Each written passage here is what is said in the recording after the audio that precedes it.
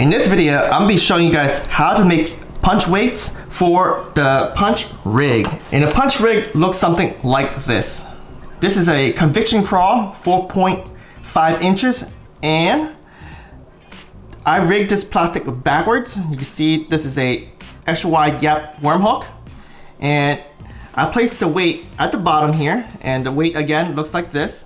And what this does is allow you to punch through mats a lot easier, because now when you're flipping your lures, your weight is actually at the bottom and it punches through mats so much easier. And also, because you rig this way, what happened is the lure is going to fall vertically down, and the arms of this lure will be flapping, and eventually it will land at the bottom like this. So it'll be vertically jigging basically. They also sell these type of weights at Tackle Warehouse from Zappu. They call it Sasuteki, and they come in tungsten weights. But of course, if you don't want to buy it, you can always make your own, which is what this video is all about today. This is what you're gonna need in order to make this guy right here. You're gonna need your fair craw first, and again, this is a Power Team Lures conviction craw, and this is 4.5 inch, and you need to pair it up correctly with the right size hook. And because this rig is all about fishing in cover, you want that thicker wire in your hook so that you don't bend out your hook. Obviously, you're gonna need some weights, so today I'll be just using 1/4 ounce lead weight, but you guys could use tungsten. I got stainless steel wires right here, straight shank, and these are 0.03 millimeters at 6 inches. You'll need some sort of wire bending pliers, some regular Neednose Pliers, very strong, heavy duty, and some wire cutters. You'll also need some sort of epoxy. I am using just a UV resin right here, hard. They use this for jewelry. I got this cheap because I use it for fly tying. In order for your UV resin to cure, I got a black light as well.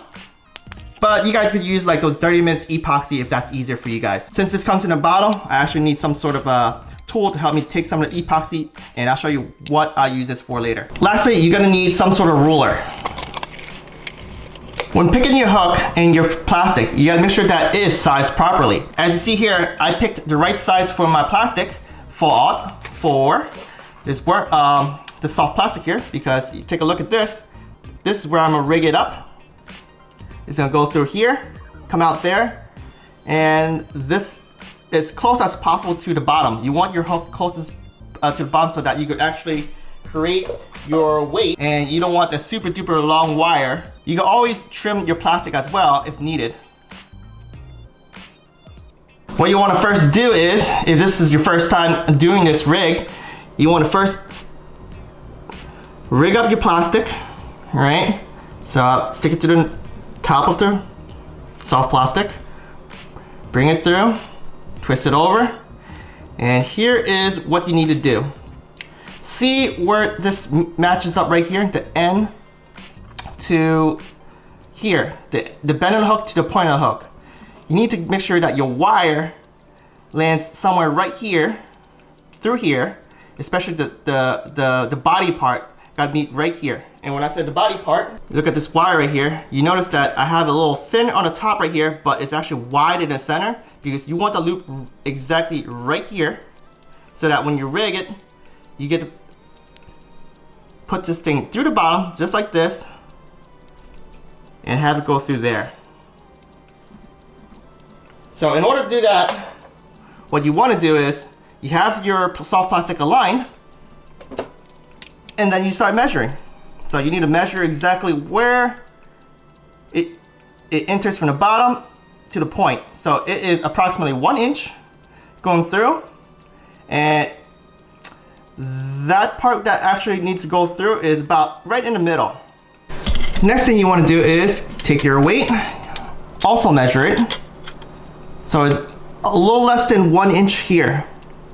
So let's take a look at this wire for a second. It's very thin wire, but it's relatively strong. So let's take a look at these two for a second, right? So we know the cone is approximately 1 inch. So it needs to go at least 1 inch in, and it needs to go 1 inch out. So what I'll do is I'll measure 2 inch here, and then I'll bend the wire. Technically, it doesn't need to be exactly 2 inch. It could be just half an inch in. But I'm gonna do about 1 and right there, 1 3/4. So with my bending pliers, what you want to do is hold it where you measured it at, squeeze very tightly, bend, Rotate a little bit, bend a little bit more. And there you go. Okay? Next, you want to take the weight, stick the long end in first, then stick the shorter end in, and start jamming it through.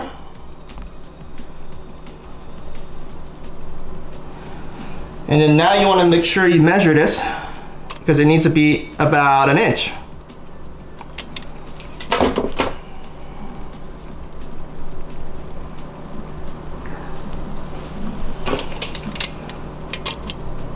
About there. And what you can also do is now take this lure right here as your template.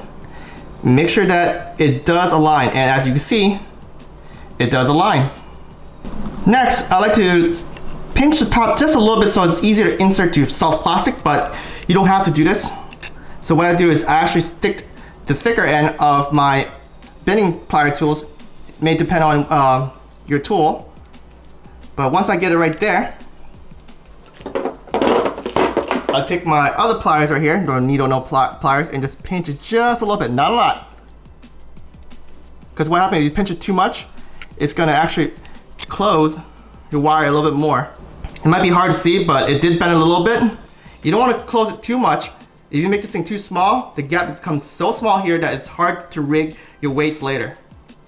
Now that everything is measured up, what you want to do is take this end right here.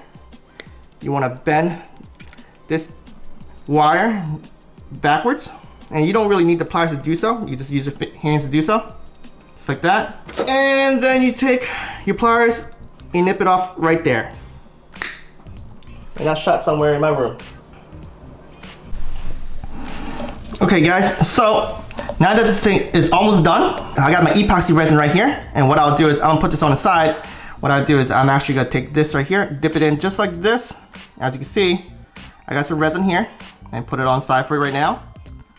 I want to drop this onto my carpet. What I want to do is I want to fill this thing up completely in the bottom. So I'm gonna keep dipping it in and keep dropping it into here and fill that little gap.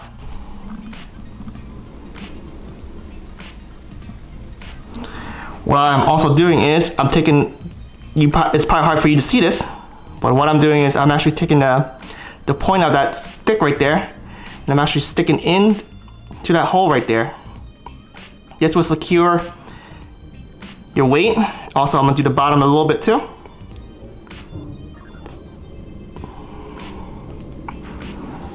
Once you're done, you're just gonna hit it with the torch.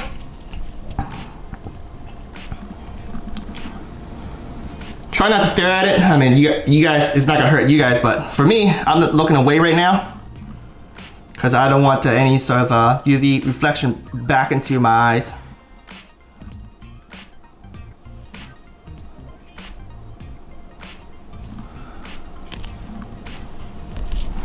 This thing is actually getting nice and warm. It's because of the reaction. What happened is the UV is actually gonna cure this epoxy, which is pretty cool. Now guys, I wiped everything off this little stick here, and just listen to this. That's hard. So now your whole weight is secured. Alright, so now that you have this done, you could start using it immediately, or you guys could paint your weight if you like to paint your weight. And if you guys want to watch a video on how to paint your cone weights, you guys check out the card in the top right hand corner.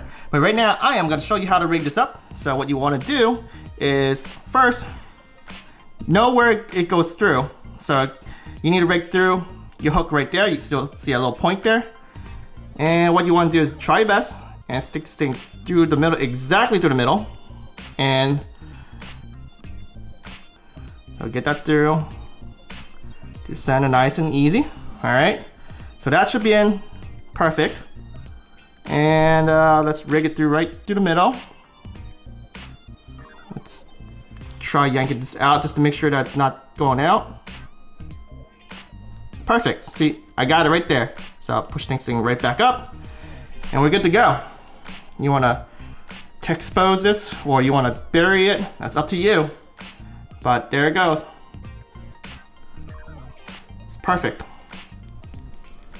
Well guys, I hope you have enjoyed this tutorial. If so, please give me a like. And if you are new to my channel, please consider subscribing because there's gonna be a lot more how-to tutorials, especially with these wires here.